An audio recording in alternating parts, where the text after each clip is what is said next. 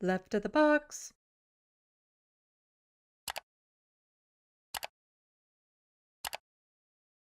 Chrystia and Mark Carney are popular within the liberal establishment, the liberal elite base, that group. Outside of that, they're not very popular. And Chrystia has a whole lot of issues that we will again touch on.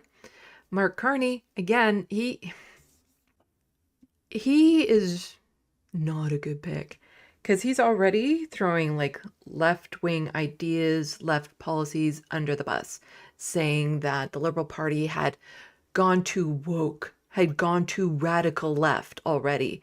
And so he's basically a conservative. He's what a traditional conservative is. And he's not going to help make the party better. And if he were to get in, and let's say hypothetically he were to win and become prime minister, we'd be in the exact same situation we're in now a year from now. Because the faith in the party will be gone. He's going to do nothing to regain that faith. And he's going to keep on the same status quo that people are so fucking mad with right now. He won't change anything.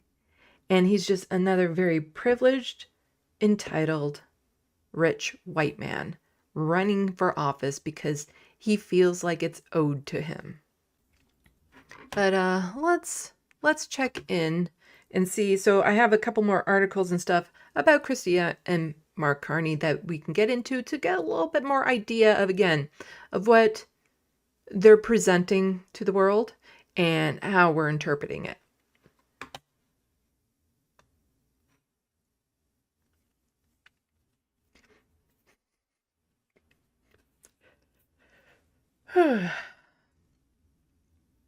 Chrystia Freeland says she's running against the Ottawa establishment in Liberal leadership race, says CBC News. Freeland suggests Mark Carney is the top choice of the Prime Minister's office, but she's not. She's not the establishment. No, of course not. Liberal leadership hopeful Chrystia Freeland says she's running against the Ottawa establishment as more federal cabinet ministers rally around her top rival, former Bank of Canada Governor Mark Carney. It's central to my campaign to see this is not about liberal elites deciding. This is about the grassroots.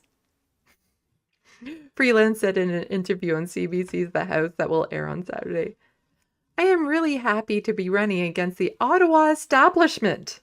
I think we need a change, Freeland told the Post.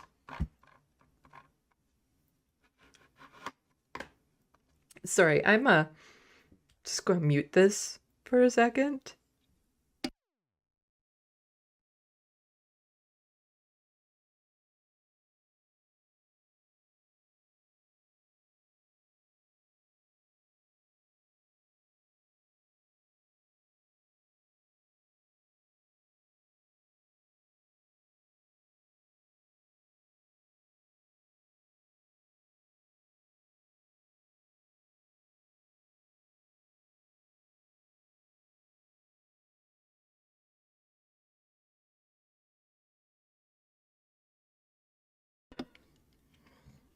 Okay.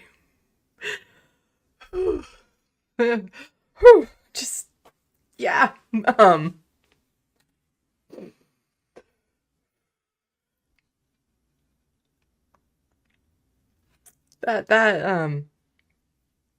Sure. Yeah. No, she is exactly what the establishment is. She is the insider. The idea she's talking about a grassroots movement, considering what she does to grassroots movements, like this one. Here's a video of all the protest disruptions at Freeland's Liberal leadership launch. Chrystia Freeland wasn't able to gain any momentum during her speech after more than a dozen pro-Palestinian protesters interrupted her with chants and heckles. Let's watch this.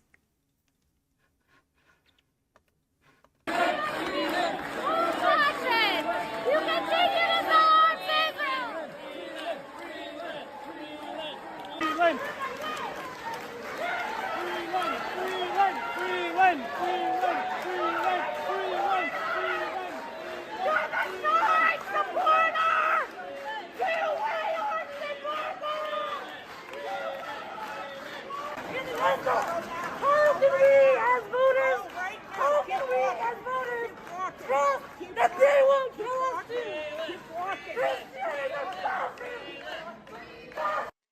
Again, this is why it's nice just to hear Karina say, we weren't listening to people, because this is exactly what Chrystia Freeland is doing, is not listening to people. Because this is where you could actually communicate to the population that you're going to be different, that you're going to be a different type of Liberal Party, a different type of leader, by actually saying, you know what, I hear you, and we didn't do a good job before listening to your concerns, and they're valid, and we need to change our policy around that situation because what happened there was horrible. But well, there's more to this than just this, because she actually responds.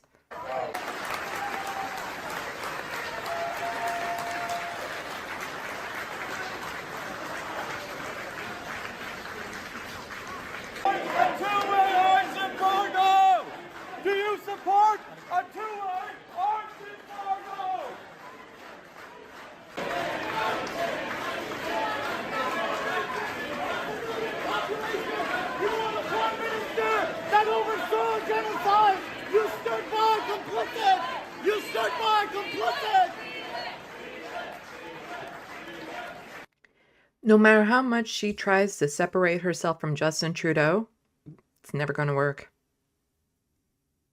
Because she was the deputy prime minister who stood by and said nothing while a genocide was happening.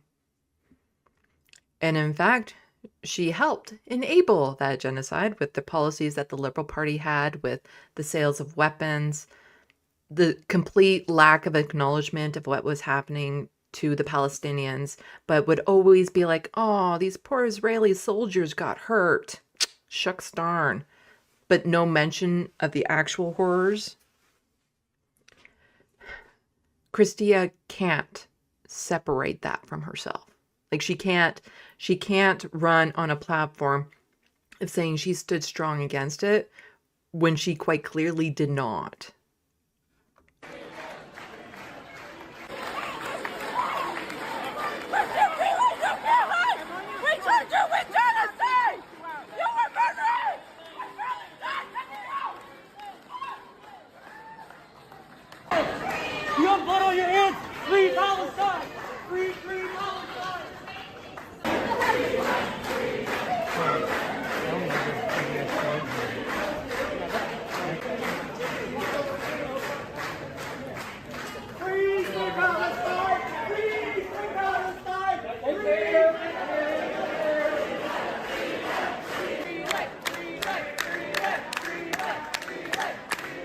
Like, good on all of these people who went in there to disrupt this, to disrupt her launch. You fucking genocide! You fucking genocide! I want to assure you, I am here to stand for Canadians and to fight for Canadians. Yeah. So here, she was actually questioned about that. So Ahmad, who is author of Politicornucopia something, a newsletter on politics, policies, and personalities at Queen's Park, has a, and if you have a tip or story, you can forward it to him. Here's my question to Liberal leadership candidate Chrystia Freeland about over a dozen pro-Palestinian protesters who interrupted her campaign launch, unhappy about the federal government's response to the war in Gaza. Let's see what she had to say about that. That's a smug-ass smile. Ms. Freeland, thank you for taking my question. Ahmed El-Bayoumi with Polycorner, and I do hope moving forward we can have more opportunities to ask questions. I'd like to ask you about the elephant in the room. You were interrupted by over a dozen protesters unhappy with the Trudeau government's response to the war in Gaza. Over a dozen people were kicked out, the room's thinned out, and some told us that they were arbitrarily kicked out by your campaign team. Organizers say it's a result of repeated attempts by constituents of yours to reach you to, and I quote, to address her unwavering support for Israel's military operations in Gaza. We haven't seen this at any other campaign launch, not at Ms. Gould, not at Mr. Carney's. Why do you think you're being singled out by these protesters? And is there anything of substance that you can say to their concerns about the government's response to the war? So yeah, very thought out question, very good thought out question, you know. Let's hear if she has like an adequate response to this. Let's just hypothetically, like, you know, going in with a open mind as to how she's going to respond to this. Thank you for the question. I do want to say I am really grateful that we live in a democracy. I am really grateful that we live in a country where everyone can express their view and where everyone has the right to protest.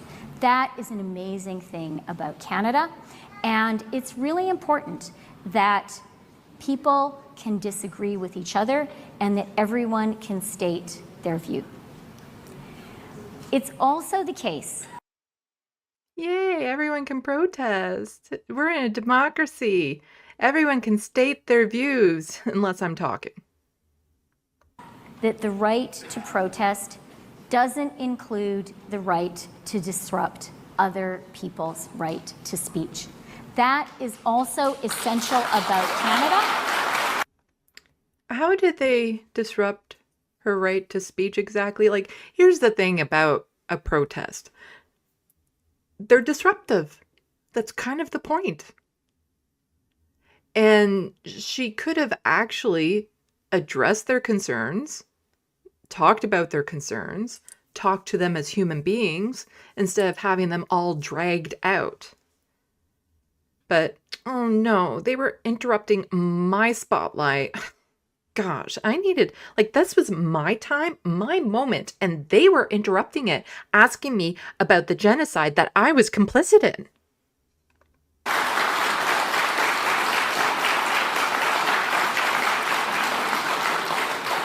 We cannot allow protest doesn't mean drowning out.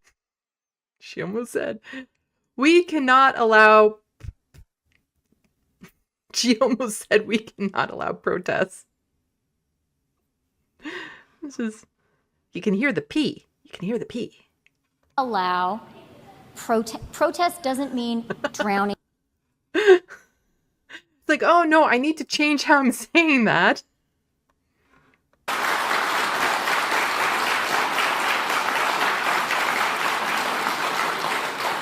We cannot allow protest doesn't mean drowning out other people's voices. That is entirely unacceptable. That is not how Canadian democracy works. And I know that Canadians are not going to stand for that, and neither will I. We're not going to stand for protests. We're a democracy. We have freedom here. No, not when I'm speaking.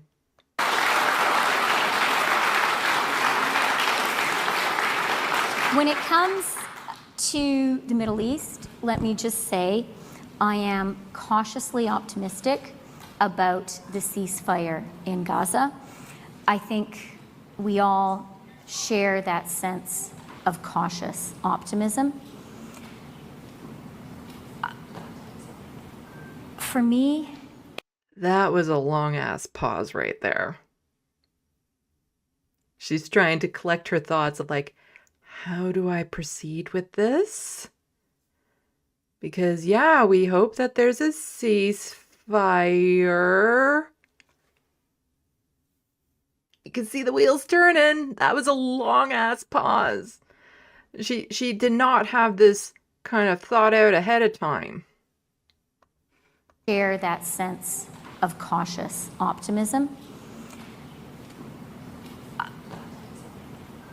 For me, and I think for all of us, what has happened has been absolutely heartbreaking. What happened where? It has been awful What has been awful? to see the images, to hear the stories, What images? What stories are you talking about? to see the carnage. Carnage caused by who? That is absolutely unacceptable. What is unacceptable about this? Canada has been calling for a ceasefire. I am cautiously optimistic about the ceasefire that has been announced. It is so important for people to stop dying.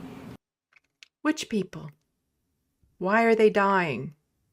What's the cause? It's not, it's not because why? It's not just natural causes that's causing people to die en masse in Gaza.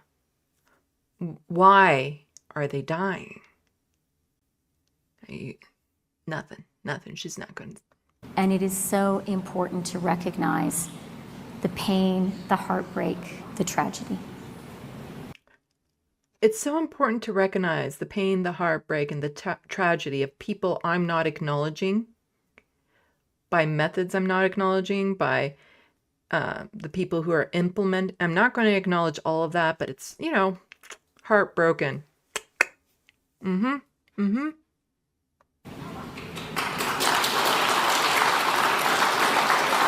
Took a while for people to oh, she's done? I guess we should clap, huh? Announced.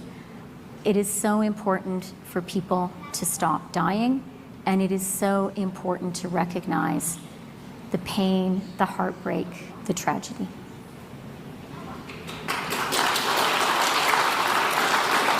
She does not look comfortable with that answer, and she shouldn't. She shouldn't. That was a horrible answer.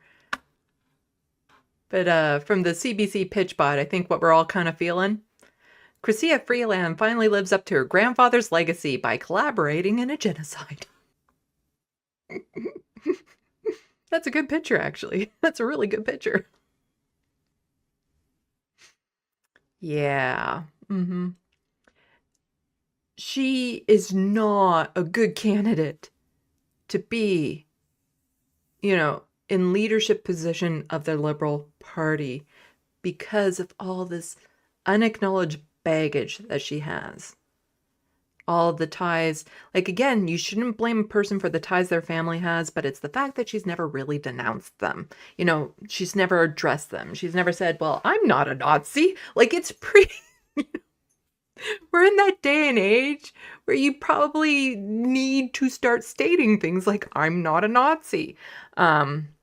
But actually mean it, as opposed to, the Nazis that are like, I'm not a Nazi, tee hee hee. Yeah. But it's a race between her and Mark Carney right now, and not good. Not good. Because again, it's just a part of the establishment, what she says she's fighting against, part of the establishment within the Liberals that even want to see her as leader. Outside of the Liberal Party, people don't like her for very valid reasons. And so here we have a little bit more on Mark Carney. And so this is from David, and he is a writer, author, podcast host, mostly on Blue Sky, but he does lots of good work. From the iPolitics newsletter, this makes me like Carney even less. It's utterly entitled. And then he quotes part of it that's in it, and he says, just a normal, non-elite guy. And this is part of the iPolitics newsletter. And this is quoting Mark Carney. We can put this economy back on track as a team, he said, promising to build the strongest economy in the G7 and to stand up to the Americans. He argued that he is ready to take over as prime minister, even though he has never held elected office. I have had many jobs where I have come in at the top. I came in at the top at the Bank of England, the Bank of Canada, in terms of the United Nations and climate change. he said on his way to a private reception of cabinet ministers, MPs, and party faithfuls. Yeah, no, I always come up at top, so I'm kind of owed this. You know, it's my position in life to be on top with all of these things. It's not what you're offering people. It's no, I come up at top, so I deserve this. And then here we have from David Jacobs. He's just tweeting out this little clip from CTV News. Canadians will be informed of my plans on a need-to-know basis, and right now they don't need to know. The sense of entitlement is of this unelected man who expects to be appointed as Prime Minister is mind-boggling. Because you could be Prime Minister in a matter of weeks. Why wouldn't you tell the Canadian people what they're in for? Canadians are going to know exactly what we intend to do by the end of the leadership, and we're going to roll it out, and they're going to be detailed. Because they're going to know eventually, sometime. Yeah. But none of that woke left nonsense. We moved way too far left. Way too far left.